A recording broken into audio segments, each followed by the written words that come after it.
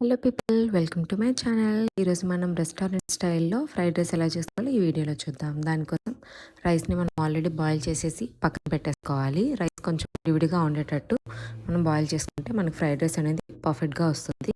తర్వాత ఒక ప్యాన్ తీసుకొని దాంట్లో ఎగ్స్ని ప్లేస్ చేసి ఇట్లా కొంచెం బాయిల్ అయిన తర్వాత మంచిగా కొంచెం ఫ్రై అవ్వాలి. ఫ్రై అయిన తర్వాత ఆ ప్యాన్ నుంచి సపరేట్ చేసేసి అదే ప్యాన్లో కొంచెం ఆయిల్ని మళ్ళీ ప్లేస్ చేసేసుకొని ఇప్పుడు మనం ఆల్రెడీ బీన్స్ ఇంకా క్యారెట్ని నేను ఆల్రెడీ కట్ చేసి పక్కన పెట్టుకున్నా.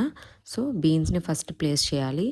బీన్స్ని ప్లేస్ చేసిన తర్వాత ఇవి కొంచెం ఉడికిన తర్వాత మనం క్యారెట్స్ కూడా ప్లేస్ చేసి ఈ రెండింటిని మంచిగా ఫ్రై అయ్యేలాగా చూసుకోవాలి. ఇవి కొంచెం మంచిగా ఫ్రై అవ్వాలి, లేదంటే పచ్చివాసన వస్తుంది, మనకి రెస్టారెంట్ స్టైల్లో లాగా రాదు. అలానే ఓవర్ కుక్ కూడా చేయకూడదు, లైట్గా చేయాలి. ఇలా లైట్గా ఫ్రై చేసిన తర్వాత కొంచెం ఫ్రై అయిన తర్వాత దానిపైన ఓన్లీ నేను ఈ వెజ్జీస్ వరకు సాల్ట్ని ప్లేస్ చేశాను. సో రైస్ యాడ్ చేసినాక మళ్ళీ ప్లేస్ చేసుకుందాం. తర్వాత ఆల్రెడీ మనం పక్కన పెట్టేసుకున్న ఎగ్ కూడా యాడ్ చేసేసి దీంట్లో నేను కొంచెం వెనిగర్ యాడ్ చేస్తున్నా.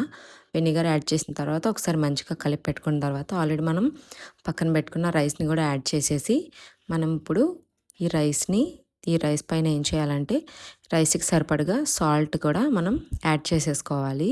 రైస్కి మనకి ఎంత సాల్ట్ సరిపోతుందో దాని వరకు యాడ్ చేసుకుంటే సరిపోతుంది. ఇంకా పెప్పర్ పౌడర్ కూడా యాడ్ చేసేసుకొని మంచిగా ఒకసారి మనం కలిపి పెట్టుకోవాలి. ఇది కంటిన్యూస్గా కొంచెం కలుపుతూ ఉంటే మనకి రైస్ అనేది కింద మాడకుండా ఉంటుంది, పర్ఫెక్ట్గా వస్తుంది. ఒకసారి మీరు కూడా ట్రై చేసి చూడండి. ఎలా వచ్చిందో నాకు కామెంట్స్లో పెట్టండి. ఓకే, ఇప్పుడు మనం మంచిగా ఇది ఫ్రై అయిన తర్వాత ఇట్లా కంటిన్యూస్గా కొంచెం కలుపుతూ ఉండాలి. చూడండి, ఇట్లా మనకి కొంచెం ఫ్రై అయిన తర్వాత ఆల్రెడీ మనం కట్ చేసి పెట్టుకున్న కొత్తిమీర కూడా యాడ్ చేసేసి ఒకసారి మళ్ళీ మంచిగా కొత్తిమీర అనేది మంచిగా కలిపి పెట్టుకోవాలి. ఇలా మంచిగా కలిపేసుకున్న తర్వాత ఒక 5 మినిట్స్ వరకు మనం ఇలా స్టవ్ పైన వదిలేస్తే సరిపోతుంది. 5 మినిట్స్ వరకు వదిలేసిన తర్వాత మనం హాట్గా సర్వ్ చేసుకుంటే చాలా టేస్టీగా ఉంటుంది.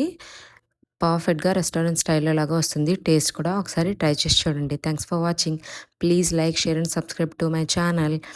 కొంతమంది చూస్తున్నారు కానీ సబ్స్క్రైబ్ చేసుకోవట్లేదండి. ఇలాంటి మరిన్ని వీడియోస్ కోసం సబ్స్క్రైబ్ చేసుకోండి. Thank you.